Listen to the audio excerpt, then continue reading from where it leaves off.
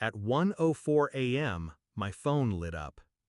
"We know you spent $520,000 to save our house, but your sister doesn't want you at Thanksgiving." I stared at it. No thank you. No apology. Just a surgical extraction. Of me. I didn't argue.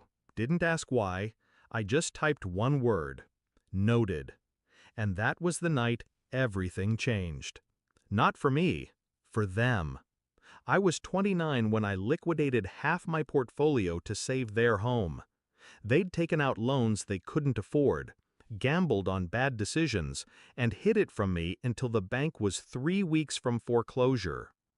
Dad sounded broken when he called. Mom cried. I didn't hesitate. One transfer. Clean. Immediate. They kept their house. They kept their pride. And I thought, maybe I'd finally earned my place.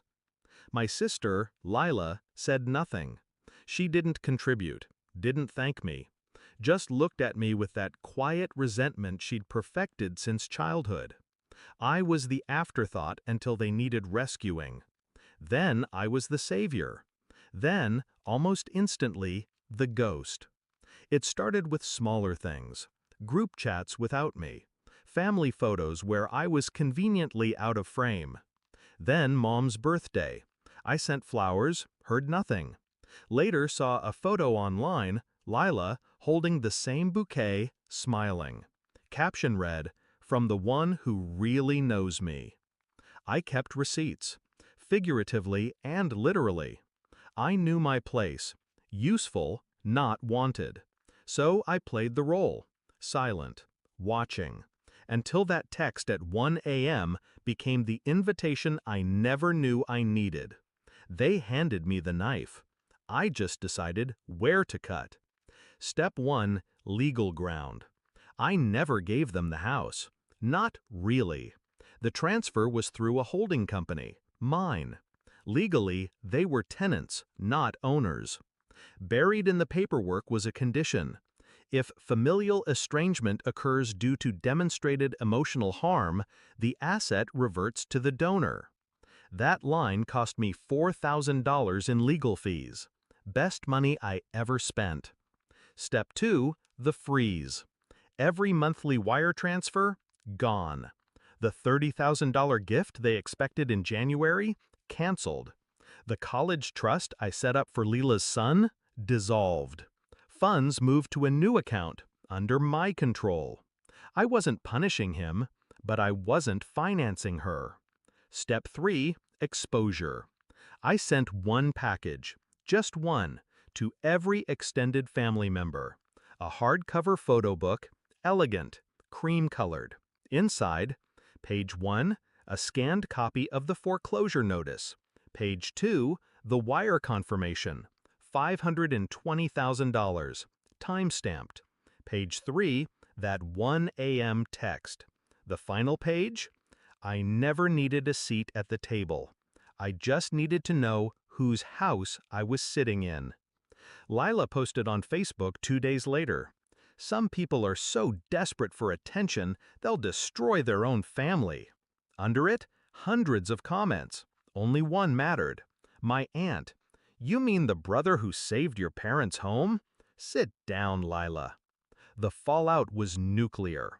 Mom called me crying, said she didn't mean it, said it was all a misunderstanding. I asked her to repeat the text, word for word. She couldn't. Then Dad tried, told me this wasn't the way to handle it. I told him, calmly, you raised me to be responsible. This is responsibility. Actions, consequences. He hung up. Thanksgiving came. They held it without me. In my house. I didn't stop them, but I did one thing. I sent the local food bank a catered meal in their name. Full spread, enough to feed 200. Then I posted it. Grateful to turn something sour into something warm. Happy Thanksgiving. They saw it. I know they did. Christmas was quieter. The usual avalanche of cards and invitations, none came, except one, from my grandmother. She wrote, I don't understand everything, but I know this: the one who bails out the boat doesn't deserve to be thrown overboard.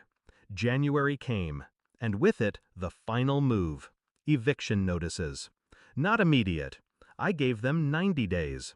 Enough time to figure something out, but not enough to pretend nothing happened. Lila tried once more. She texted, "You're overreacting. You're being cruel." I replied, "No, I'm being exact." She didn't message again. They moved out in March. The house is quiet now, empty, but not abandoned. I haven't sold it, haven't moved in. I just let it sit there. Mine, a monument. Not to revenge, to memory. Sometimes, when I drive past, I slow down. Not out of sentiment, but clarity. They built a house on the foundation of my silence, then acted shocked when it crumbled. I'm not angry anymore. I'm awake. They thought I'd always be there, that I'd keep bleeding just to keep them warm. They were wrong. Now they know. Every time they sit at someone else's table, in someone else's house, feeling that chill they never noticed before, they'll remember the one word I sent at 1 a.m. Noted.